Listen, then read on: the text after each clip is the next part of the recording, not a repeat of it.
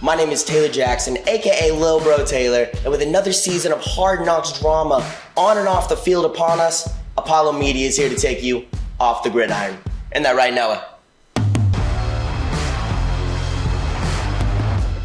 What is going on, y'all? Welcome back to another installment of Off the Gridiron, an NFL podcast presented by Apollo Media, all Houston, all original. I'm one of your hosts, Taylor Jackson, aka Lilbro Taylor, joined today by my host, the Outlaw, Noah, the Gentle Giant. What's going on, guys? And then, of course, as always, producer Garrett there in the corner. Hi, how you doing? How another week of football in the books, boys? How we feeling? It's fun. I mean, football's football. Of course, you're going to enjoy it, you know. I didn't like this week. Yeah. I wasn't a fan of this past week. Bad primetime games, bad Texans game. That's kind of the way I felt the first couple weeks. I'm going back into just enjoying football. Yeah. Just like football's Fair. on my screen. I'm taking this as a win. It's happy. Yeah, absolutely. I'm doing the same thing. Yeah, absolutely. Like, the first couple weeks, I feel like you might have been the same way. Like, your team plays, you have hope. There's this hope. And now I have no hope for my team, and I don't think you have much for yours. And so it's just kind of like we're just enjoying the sport of football. Right. This just this American classic, just every Sunday sit down and just enjoy it. Because it's even, football's great, but just the vibe of it is the best part. 17 weeks of this year? Yeah, exactly. I mean, from September to early February. That's all you Imagine get. it's in the middle of April and you're trying to find something to watch. Okay, Yeah. we're blessed right now. Very, This very time of much so. year, Yeah. well, we'll take it. We'll take it. Yeah. Listen to us fucking talking ourselves off a ledge. Yeah. Let's start with probably the biggest news of this week: the Thursday night game. Tua Tagovailoa.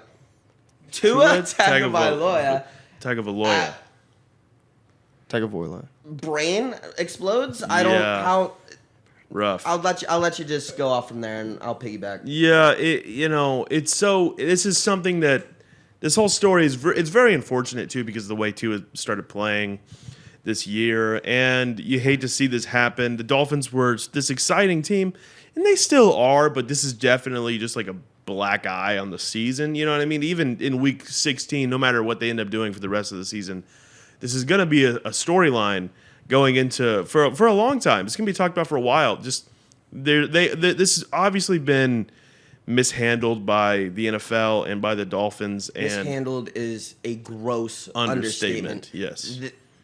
This was downright unacceptable. Yeah. The way there were jokes before this game about them clearing Tua to play. Mm-hmm. And then this happens. You saw the way he just gets thrown on the ground, hands tighten up. Yeah. It's scary. It's called very fencing. scary to watch this thing. The body was and fencing. It was terrifying. And everybody last week and the coming weeks before that have just gotten so high on Mike McDaniel. I knew something felt a little bit off this guy, and he's a psychopath. Who the fuck sends your quarterback, the quarterback that is actually putting you on top of the league right now, into a landmine field out there, knowing that his brain is all rattled up there? You saw the Players Association fired the doctor who was in charge of it, but this falls on the coach more than that. Well, also, I'm not going to say Mike McDaniels has no blame because he does a little bit. But look, man, if I'm the head coach of the Dolphins and the team doctor says, hey, you can play your starting quarterback, I'm going to play my starting I'm listening quarterback. to the medical staff. Yeah. And Did y'all see that interview from Mike Tomlin? It was Tomlin and I forget one of the old safeties or something. Mm-hmm. Basically, they had gotten up a setup. Okay, I can say this. The doctors say we can get him back in the game. Yeah. Mike Tomlin walks up to him and said, "Hey, if you were my kid, we wouldn't even be having this conversation right now." I saw that. Yeah. So there is a level of human being that needs to be encapsulated by a head coach, and maybe I'm not especially in such a violent game. I am not making an excuse for Mike McDaniels, but he is a first year head coach. Maybe that's just the leadership thing he's going to have to learn is to go over the team medical doctors and say, hey, fuck no, he's not clear to my standards. I'm not putting him back out there because I want us to do well for the rest of the season. I don't want him to get I don't want his brain to get ruined. Yeah. You know, I think that's something he's gonna have to learn because maybe he doesn't know better. I'm not making excuses for him, but I don't know. I don't know. Once you have that position, you don't get the de facto he didn't know better. Well, True. and here's the thing, and I remember when at week 2 or week 3, whenever he had that first kind of where he was stumbling after he got up, I was watching the game live and I went, oh, he's concussed. It was clearly neurological. It was very clearly that. Yeah, he couldn't. And I was like, he can't go back into the game. And then he went back in, which is very not good. Everyone realized what was going on there. And you mentioned there were jokes about it, going into this week. Because, obviously he shouldn't have gone back into that game. And we were like, okay, this is weird. And then, of course, he goes out there and he takes one bad hit and hits his head. And it wasn't, it was a normal football play. There wasn't anything. Wasn't egregious by the what was that, defensive end or whatever? It wasn't like a bad hit or anything. It's just whenever your brain, whenever a player's head is already injured, when you have a brain injury like he did, like Tua had, it doesn't take much to fuck it up. And so that, of course, that's going to happen. And so it's terrible. It's and then super on sad. top of that, we get reports that Tua has been discharged from the hospital, should be flying back with the team.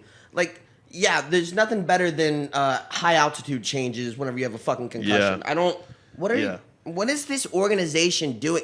They so very clearly have not been here before. Yeah, absolutely. Well, it's you just got to be smart with your quarterback. There was a couple years ago, I think it was 2018 or 2019, when number 4 for the Houston Texans he had like a punctured lung, and they wouldn't even let him fly. He had a punctured lung, and they wouldn't let him fly. You're right. You have to be smart about stuff like this. He doesn't need to be on a plane. Let him get on a bus, or at least keep him there for a couple days. What's it gonna? You have off days anyway. Just get him back. You know what I mean? It's just every single part of this is disappointing, and it's something the NFL nowadays cannot have. The NFL is under a lot of scrutiny for this kind of stuff. Absolutely. And you just can't have this kind of stuff happening. You can't have it. Absolutely. This was a huge, because obviously the NFL has been doing a lot to try to prevent head injuries and concussions. As far as going as wearing those big stupid paddings while they practice. Yeah. I'm fully supportive of that. Obviously, it prevents brain injuries even more than it should. Yeah. But this went down, and it was a clear misstep. And honestly, the NFL, the Dolphins had the NFL take a few steps back with this because it just shows that there are bad things that can still happen when it comes to head injuries. Yeah. So. Hate to see it, but I'm hoping Tua can recover and pick up where he left off because, man, he was playing well. Hell of a season he was putting together. Yeah. There. Hopefully they take the necessary time needed to get him right, though. Yeah. And I'm not sure. I'm hoping it's at least 3 or 4 weeks. I think 3 or 4 weeks is an appropriate timetable for him to fully recover from the concussion that he's recovering from. Well, yeah, I mean, I don't know. I have no idea what the normal timeline is. With concussion, you never know. It could be 1 week. It could be 8 weeks. True. You never know. Yeah, I just don't know. It's they probably will take more time than usual. I'm hoping he could take 2 weeks off and be out there, and that would be nice. That would be nice. If in a perfect world he can take 2 weeks off, be recovered, and be back out there for a week. All they fucking had to do was keep him out of the Thursday night game and prevent even any more damage. And they could have him back out this week. He would probably clear protocol, and you'd have him back out this week. Let's hit on this again. Why the fuck are we still doing Thursday night games? Yeah. The product sucks. Everybody gets hurt. This was cool the first year when the jerseys were cool. And then that trickled out real fast. I've heard so many NFL players talk shit about Thursday night football. Nobody wants to play it. The product sucks. And how many players do you start on your fucking fantasy team for a Thursday night game? Not many. It's got to be a Cooper Cup quality guy. Yeah. Other than that, it's going to suck. They're just trying to fill up TV slots. Exactly. Which, it's true. It's not good. Do 2 Monday night games like they did Doubleheader Monday night game. That's perfect. I'll be selfish about it and be like, I do like having that. I like having football on Thursday. I enjoy it. I feel like it's out of place. I don't. I mean, I'll take football whenever I can get it. So, but if it goes away, I'll totally understand it. But yeah, no, it sucks. But and also, I still think Mike McDaniels is I don't put as much blame on him as you are, and I get why you're doing it, but like I don't know. You're right, but Mike Tomlin is a fucking goat, and I love Mike Tomlin. And Tomlin's been there, done that. This is a big learning experience for Mike, I think, and I think going forward, I don't think he'll make this mistake again, and I think that's what's important. And as long as Tua, which I know it's like recovering from a concussion, is it has long-term effects that we won't know for a long time. Hopefully he'll be okay, but it's also I mean. It shit like this happens, and I wish it didn't. Is what it is. You mentioned the thing with 4 earlier. Not a great look for an organization when you're using the Houston Texans organization as a no, hey there. A center point of there's a point in time when we were a good franchise. What, like a 3-month period in 2019 or something like that. Yeah, like it definitely ain't right now. It definitely is not right now. Let's go ahead and transition over to the Texans. Yeah. Another week, another loss. But I think we're at the point where that's not really where our heads are at. I don't care about losses. I think every week we need to start looking at the Houston Texans and finding something that we want to see out of that next week. That doesn't include a win or a loss. What do we want to see get developed next week? Because something for me is I need that interior of the line, especially the right side of the line, to just get a push. Yeah. Like, make a run happen on that side. Yeah.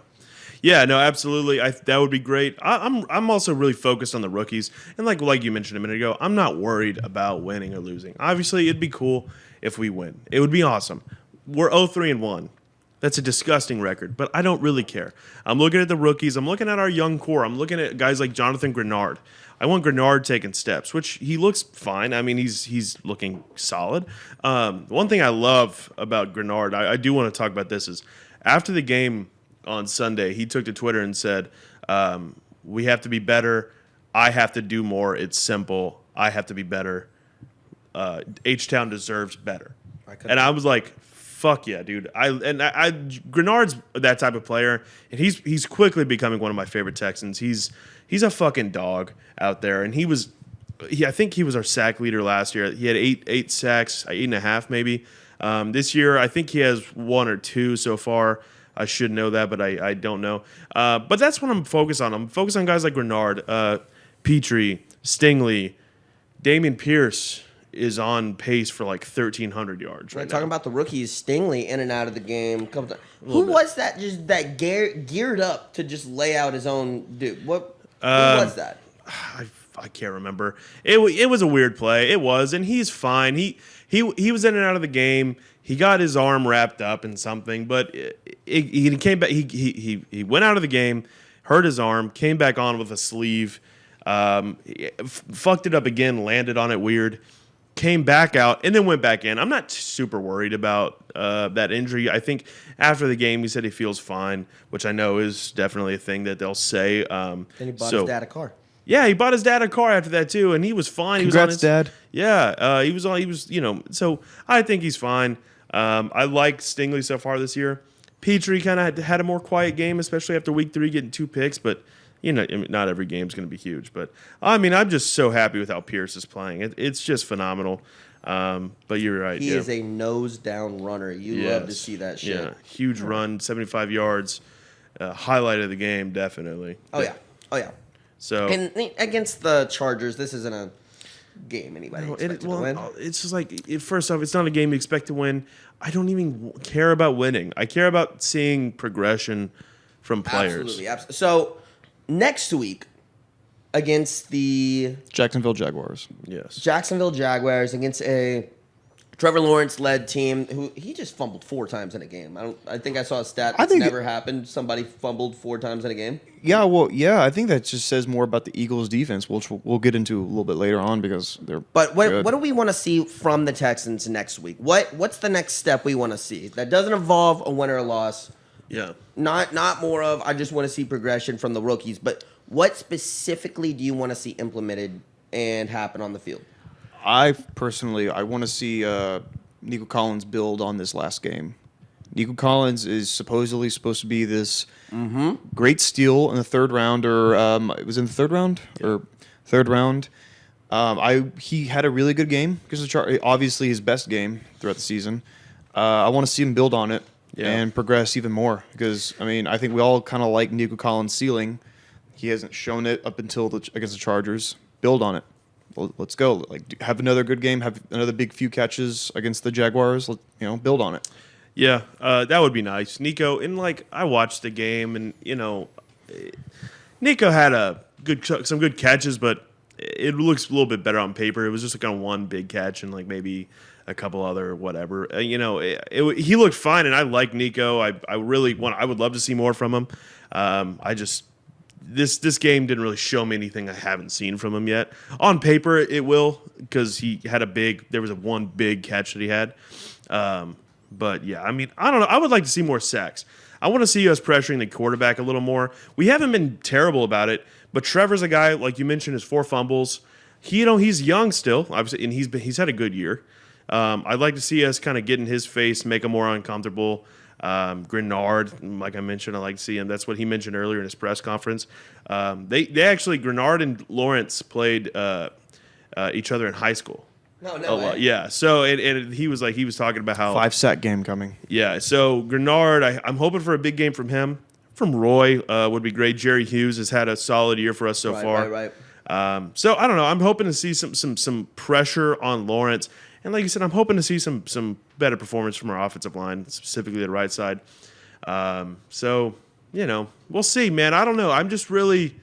I just want everyone. I want to see everyone progress a little bit. I want to see Davis progress. I want to see Cooks had a solid game. Cooks got a touchdown. That was nice to see. So speaking of that, where are we on the QB meter with Bryce Young on this side, C.J. Stroud on this side, and Davis Mills in the middle? Where are we on this? So, from my understanding, Bryce Young did get injured over the weekend. I don't know how serious it was. It's not serious. It didn't look serious. Nick Saban says it's not serious. From what I was told, I'm not gonna lie, I was pretty much blackout Did you see drunk. that backup though? No, I didn't. Holy shit! It was like He ran a 4.3. He put TK Metcalf He in was QB. dude, he was running like a 4.3. It was ridiculous. He was Really? 6'5". Alabama's just making ridiculous. Cuts on a dime. Yeah, Alabama's I didn't see it. ridiculous, dude. They're ridiculous. Sir, But you're playing the wrong position. I think we're still on the Bryce. I think we're still leaning towards Bryce a little bit. The meter. I am personally. I like Bryce better than Stroud. What did Stroud do over the weekend? I don't know. much. Yeah, no. He probably had a solid game. I'm on Bryce's. I'm gonna probably stay on the Bryce Young train. But look, if we come around in April and we draft C.J. Stroud, I'm not gonna be upset about it. You know what I mean? I'm not gonna be upset about it.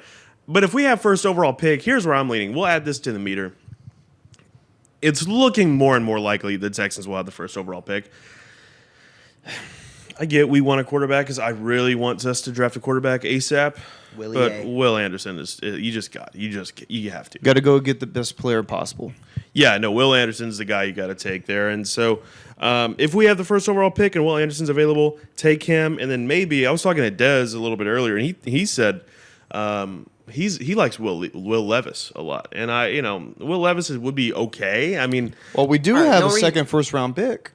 Yeah. Oh yeah, it depends how the Browns do. Yeah, exactly. And they just lost to the Falcons, so and also they have a incredibly difficult schedule coming up. Incredibly difficult. So who knows? We might get a top 10 pick from them, and if one of these guys is available at our second pick, then it is absolutely bonkers what Alabama does every single year. Just reloading with the old question of could Alabama beat the worst NFL team? Like the obvious answer to go, no. Come on, these are professional. But then you look at every Alabama roster, I'm like, every single one of these guys is going to play on Sunday. Mm-hmm. Every single one of them. And they're all going to be good. Oh, yeah. No. You see these pictures of like Henry Ruggs, Devontae Smith, Jerry Jeudy, Tua, Najee Harris, John Mechie, Jalen Waddle, standing next to each other. That wasn't even. They didn't even line them up for that. That's just a rare pick of the sideline at Alabama. Yeah. So I like players coming out of Alabama. Absolutely, and that's why in Ohio State, I trust Ohio State. I don't know about their quarterback situation, but here's the thing about Bryce. This is another thing. This is why my meter is very much on Bryce's side. There is this trend going on in the NFL, which I love, and that's pairing college quarterbacks and their wide receivers, right? You got Joe Burrow and Jamar Chase there in Cincinnati. Obviously, that's working out pretty fucking well. You see what Tua and Jalen Waddle are doing in Miami. I love that. We happen to have a quarterback named John Mechie who is going to be a dog. I'm sorry, a wide receiver named John Mechie, who's probably going to be a dog in the NFL. Obviously, terrible circumstances. Got leukemia. He's fighting it, hoping to make a full recovery, and he should. So next year, he is hopefully, best case scenario, going to be on the field. His quarterback in college was Bryce Young. Let's pair those two up in Houston, and let's get another one of those duos here. I love that. I think it's so cool. I think it's so cool whenever you already have that built-in chemistry. So that's another reason why I really want Bryce here, because obviously Mechie it's basically going to be his rookie year. So him already having chemistry with Bryce would be just fantastic, and it would be good for Bryce. It'd be nice. Yeah. The other non-scheduled or the other weird scheduled game, the Monday night. Who had the Niners beating the Rams? I did. Certainly not high. Well, I kind of figured it was possible. I think the 49ers really needed a win more than the Rams did. Did y'all see the dude who had like the 19-leg parlay? It was going to pay out something like $200,000 or something like that. Yeah, it was like it was cash out offer. The cash out offer was kind of disrespectful. It was. It was like $25,000. It was like $25,000. But the thing is also the total. The total winnings would have only been about 74. I wouldn't 200, but 74,000 is still a lot. But and jump change. Yeah, for sure. Oh yeah, and to have the Rams just absolutely selling you against the 49ers. Oh, I have no idea how the fuck that feels. Here's the thing. Well, sorry, but like, we were talking about it last night. It's like, bro, if there's a comma in your cash out, take it. Yeah. Like, take it. Like, depending. I don't know how much I think he put $50 on the bet. Take the comma, man. Take the comma. Especially when it's 23 comma. And then I think he had another cash out available there at halftime that went up to like 40. Oh, dude. I hope he took. Did he not take it? No, he didn't take it. Oh. It's brutal. At halftime of that game, you have to fucking take the cash out. Oh my god. You have to take the cash out. Yeah, no, that game was interesting though, and looking like look, the Rams can be fine, but Super Bowl hangover for sure. Matt Stafford looked lost out there, especially there towards the end of the game. Like, just looked lost, and he only throws to Cooper Kupp, which is fine, but because and Tyler Higbee gets some targets too. But God, if it wasn't for Cooper Kupp, that offense would be nothing. Cooper Kupp runs it. Who was saying? Was it like Ed Reed or somebody? Somebody had Manuel Ocho. Yeah. Somebody had them as his as Cooper Kupp as the top graded wide receiver out of that draft. Yeah. And everybody started clowning him, and he was having his It was Steve Smith. Steve Smith. That's Steve Smith. Yeah, because I remember he was a receiver himself, and he was like, "I had him best receiver," and he was like, "Right." He just has such an ability to sit in those little pockets, of. And he just can make it he doesn't drop it ever. Yeah, well, his range around him to be able to make a catch is phenomenal too. Because a few passes even last night, like Matt, it wasn't a perfect pass, but it's over here, but he's still coming in with it. He's still bringing it down. Yeah, he's a dog. He's a top 3 guy in the league, maybe number 1. But there's just a couple guys, maybe like Justin Jefferson, maybe is better. But I don't even know because Justin Jefferson's been quiet since he had that huge week 1. So, but also the Vikings, they suck, dude. I call him mid-Matt Stafford. On the other side of the break, we're going to hit the rest of the week and tackle some fun stuff. Yeah. Oh, dude, break. I'm about to piss my pants. What the fuck are you talking about? Scoregami? What's that?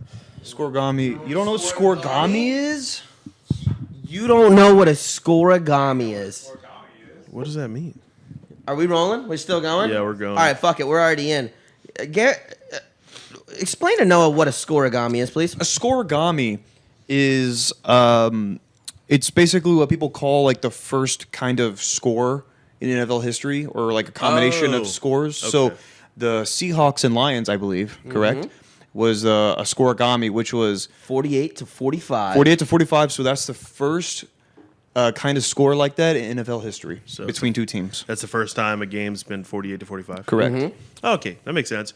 Maybe. And it's also the first fucking bet I've hit all year. Your boy took the over. It hit twice. Congrats, dude. All right. I should get double for that.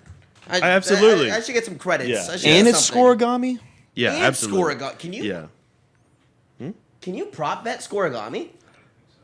That would Aw, be you dude. can't. That would That'd be a better. fun That one. better be plus like Dude, the- 27,000. Yeah, the odds would be you insane. would just do it on the whole week. You'd be Yeah. like, You think it should be over under 0.5 scoregami yeah or something like that. That would be cool.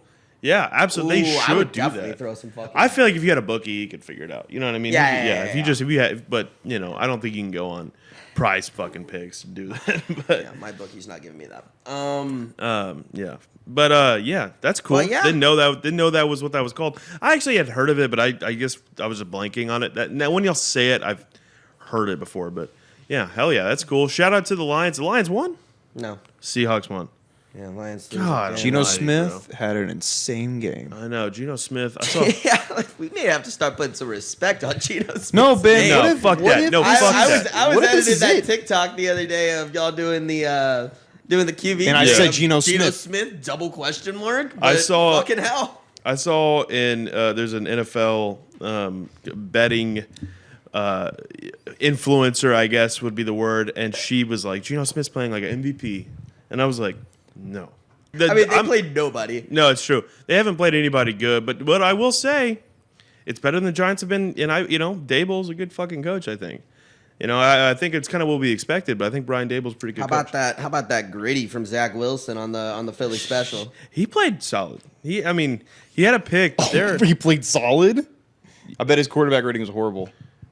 exactly, and he played well. But thing is, there like literally second half, he played solid. He played solid football. So, and he had a receiving touchdown. Congratulations, Zach. That's awesome. So big Zach Wilson. I just ventured over to the other side of the office talking to Dez. He wants to give it one more week to, really start believing, really get that energy flowing. But this Cooper Rush moment doesn't seem to be ending. yeah, this is weird. I feel like everyone's waiting for the week that Cooper Rush has a bad game and it hasn't come yet. If they beat the Rams next week, we're gonna have to start having some conversations. No, they have to have some internal conversations about who the next QB would be when Dak is healthy. I think so.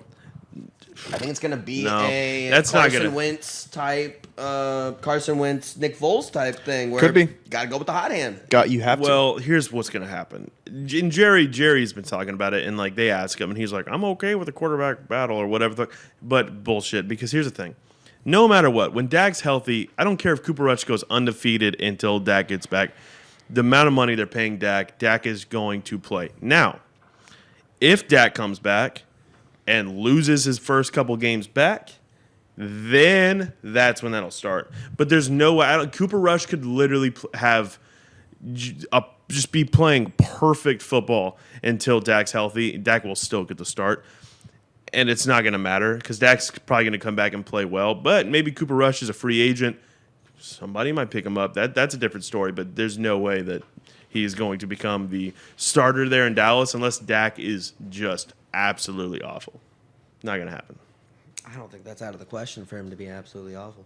I don't think it is either. But I think but they're not just going to be like, well, Cooper's playing good, so we're going to pay fucking $45 million to a backup. They're Right. not letting that happen. Right. I kind of just scooted over it earlier, but Saints Vikings in London. Why? Dude, it's just not one of gonna- those games, man. Just one of those Why are you games. playing at 9 a.m.? This is fucking stupid. I You love just London move games. the game back in London, by the way. I love London They games. can just play at night there. No. And we can just watch it at noon. I love the morning game. It's very nice. Also, another. I don't ever see them. Yeah, me neither. I watched I didn't it. want to get out of the bed. Set your alarms, fellas. Here's the thing. Also, your Saints pissed me off. And Will Lutz had a chance to win me some money if he would have just hit that field goal. And he sure didn't, did he? He sure didn't. It's even more discerning that Andy Dalton is looking better than Jameis Winston. It's just kind of reinforces the point I was making last week He that didn't look Jameis bad. Winston isn't the brand of quarterback that works in this offense. Jameis Winston isn't the brand of quarterback that works for any team as a starter. It's just not going to happen. Why are you such a Jameis hater, man? Hey, Dude, Jameis sucks. I bought a Jameis jersey. Okay, No, I- literally- It's awesome. No, dude, Jameis is not. I like Jameis. He's a cool guy. He's a backup, and like he's a solid backup, but he's a backup. And Andy, I watched that game. He didn't look too bad. He didn't look great, but he didn't look too bad. But, he's a 34-year-old Andy Dalton. Exactly, but he has the experience, and that's what got him through that. Absolutely. Yeah, but I don't like games happening at 9 a.m. This is an American sport. Play these at American times. Please play it at noon. Like, we're in listen, America. Saturday night sometimes is fun time for Garrett Harrelson. And I don't want to have to wake up at 8 a.m. to watch. Oh yeah, and then they do Saturday night games towards the end of the season, like around Christmas and stuff. Can you imagine if we did Saturday night games? They should just move the Thursday night games to Saturday night games. I don't care. College is going on. NFL will still get all the ratings. I don't care. They won't. They can't. That can't happen. I hate Thursday night games. Contractually, I don't. I'm fine with Thursday, and I'm also fine with London. I like the 9 a.m. I like the waking up at 8:30 on. It's fun. I haven't watched a single Thursday night game. Why Thursday? Why not Friday? High school. Oh my God, high school? It's not on TV. Yeah, those are doing fucking ratings. No, but it's actually true. Like, I don't want to split the ratings. No, it's actually true. It's not even a ratings thing. It's more just thing is y'all don't sound like football guys right now, because here's the thing. Football guys accept that high school matters as well. And that's literally why they won't have NFL games on Friday. It's because it's not a ratings thing, it's a tradition thing. Friday is high school, Saturday is college, Sunday is NFL, and Monday is NFL, and Thursday is NFL now as well. And they're not going to change it. I mean, they might take away Thursday, but we brought back Thursday like 5 years ago. Like, not even that, was it? It's been around. It's longer. been around longer. Longer than that. No, they had it back in like the 90s and 80s. I think. No, but it's been back for a while. Yeah, it's been back for more than a decade. Yeah, it's been at least 10 years. But I see what you mean. I'm gonna have to fact check that. Look at Google it right now. Oh, our producer, yeah. Back in 2012, I was watching Thursday night games. Can you look it up? Do your job. Yeah, but the thing is, I'm okay with I get the hate, but if they took it away and they even did 2 Monday night games, that would be cool with me. But I like having it Thursday, and I know they're not gonna do it Friday because, like I said, and I respect that. I think it's cool that Thursday Night Football has been on continuously since 2006. Yeah, 06. So a while. It's here to stay. It's Maybe happened. I'm thinking of Color Rush.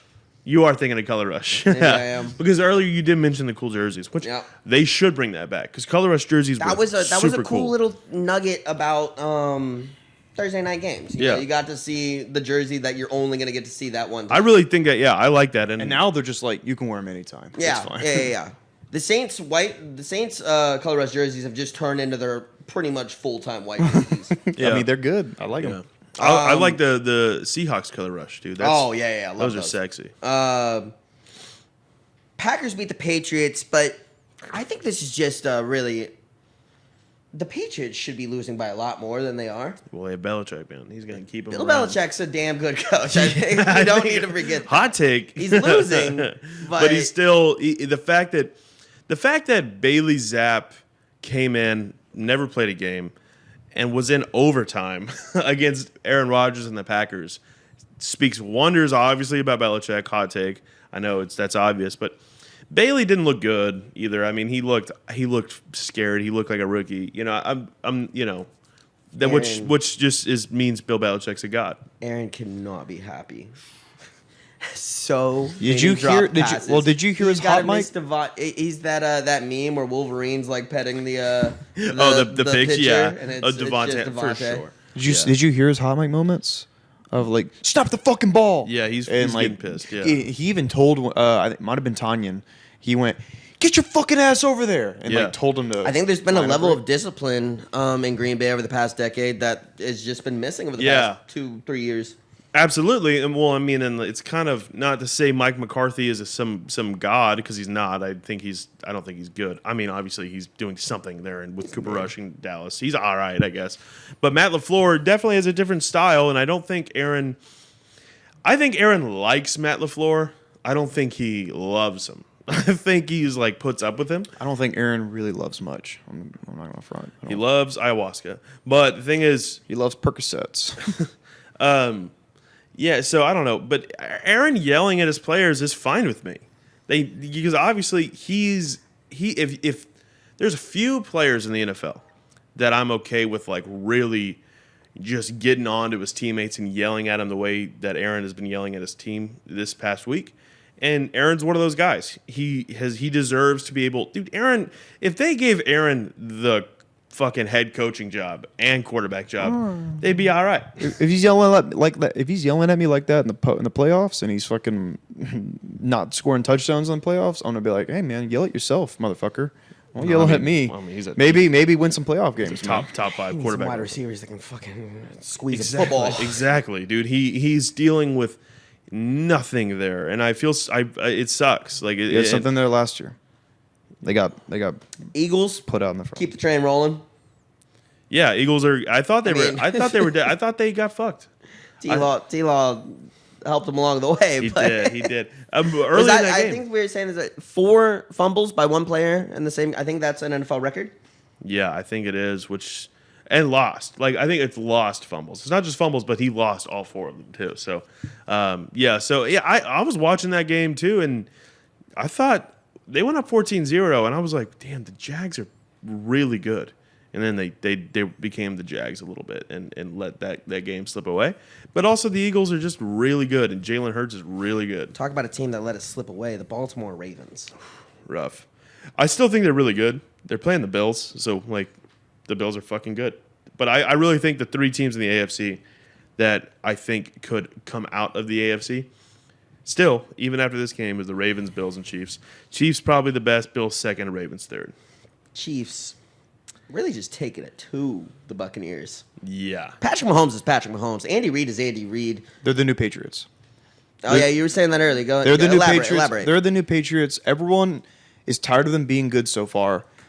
They're not, and they lose a few games in the beginning of the season. They lost against the Colts last year. They had a rough start, and everyone goes, "Oh, this could be the year." They're not very good, and then they just rattle off 11 straight wins and go in the AFC Championship game. They're the new Patriots. That the Chiefs are more likable than what the Patriots. Well, maybe were, not in terms of likability, but in terms of just what they do on the field, and in terms of being a dynasty, which I think they are, the current dynasty. The Patriots had this like Imperial Death Star vibe about them all the time. Belichick was like Palpatine. It was no nonsense. We're just gonna fucking beat you at football. Yeah, exactly. And at least there's some flashiness that goes on in Kansas City, and that's fun to watch. Patrick Mahomes makes throws that Tom Brady couldn't make in his dreams. Yeah. Well, here's the thing is like when the Patriots were in their prime, I never really hated Tom Brady, but when Julian Edelman checkdowns all day, like when people said they hated Tom Brady, I was like, I get why. I never really hated him, but I could see why. If you hate Patrick Mahomes, you don't like football. Yeah. Like you can't hate Mahomes unless you're, I guess if you're like a fan of a team in his division, maybe you could dislike him, but still, even like you just can't watch Patrick Mahomes play football. I think the biggest difference between the two dynasties, because we can safely call the Chiefs a dynasty at this point, I would say. Absolutely. The difference between the two dynasties is that in New England, you were watching the success of a system, and in Kansas City, you were watching the success of talent. Yeah. I agree.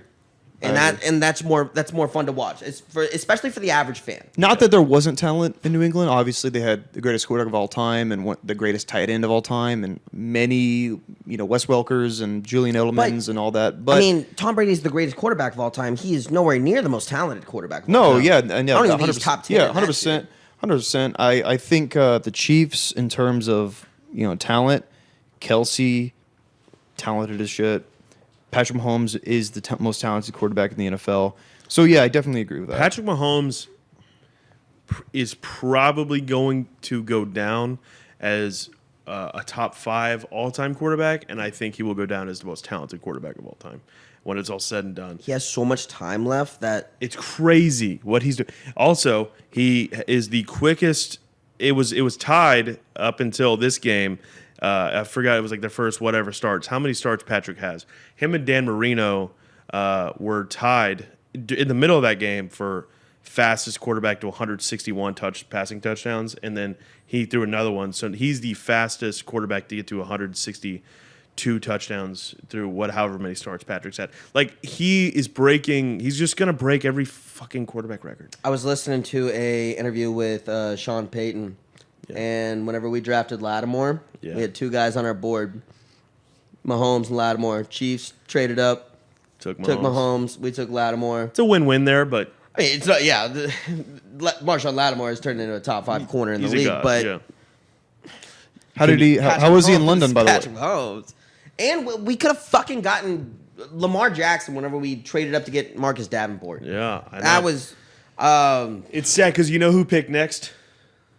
The Houston football Texans did. The Houston Football Texans. The Houston football Texans drafted number 4. No, I heard a great story from Sean Payton the other day, and it was Reggie Bush telling a story about whenever him and his agent were talking. They're like, okay, Jets at 2, Saints at 3, or Saints at 2, Jets at 3, whatever. Yeah. And they're like, we want to go to New York, more money, big market. And Reggie's like, okay, bet. So his agent calls up the Saints front office. He's like, hey, don't draft us. We're not coming. Yeah. And Sean Payton busts in the room, grabs the phone, and says, fuck you, I'm drafting Reggie Bush. Yeah, I saw that. Well, and another really interesting part of that interview, which I love Sean Payton. That's such a Sean Payton thing. Another interesting part of that interview is Reggie Bush was like, I was for sure going to Houston.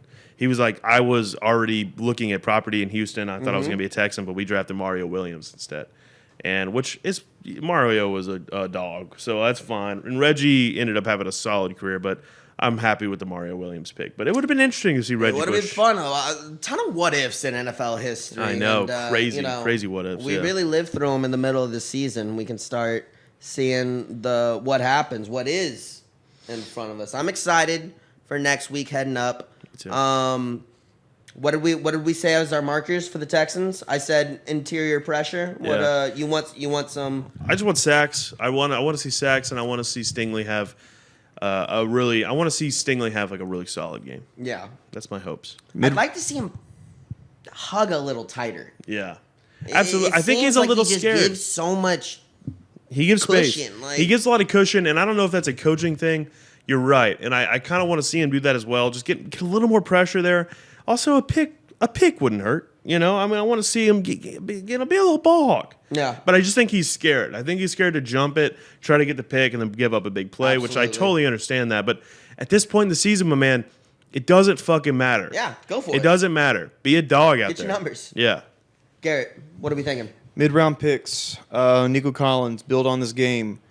I found, I was drinking milk earlier. There was a guy on the milk carton. Brevin Jordan, where you at? Where's Brevin? Where's Brevin's missing? I heard all about Brevin Jordan coming in this season. He was a top target. How many targets does he have this year? I don't see him. I think he has 3. Well, he was injured. He's been injured. He got hurt. OJ Howard's been but also we brought back Jordan Akins, and he's been playing. He's been our best tight end. Where's the linebacker? Sorry, I'm blanking on his name. Linebacker from Alabama. He's not playing. Is he injured? No, he's not playing. He's just Why is he not playing? because I don't know, because he's not getting Not making getting the a cut. start. Throw him in. I don't Throw him think in. it's that. I just think it's it's an age thing. We have Kamu, Kirksey, and they're good. I mean, they're fine. Kamu is always around the ball. Kirksey's. I mean, it's a kind of thing, baptized in fire. It's a lost season. Yeah. We're losing almost every single game. Just Throw do you it. guys in there. I want to see progression from the Yeah. mid-round picks because we always miss on mid-round picks. As long as I can Hey, remember. Watch them Alabama games. You'll probably see some future Texans on there. Absolutely. perhaps. I made probably a couple actually. So. All right, guys. Thank you all for tuning in this week. We're going to be back next week. Same setup. Cowboys win. We'll have Apollo Dez on the show with us, and we'll get it rocking. If the Cowboys win, we'll have Dez on next week's show to talk about Cooper Rush and what's going on in Dallas. Because this is getting crazy. What kind of Matrix arc is happening over I there? have no idea. All right, guys. Watch football. Peace. Watch football. Watch football. No chance they win.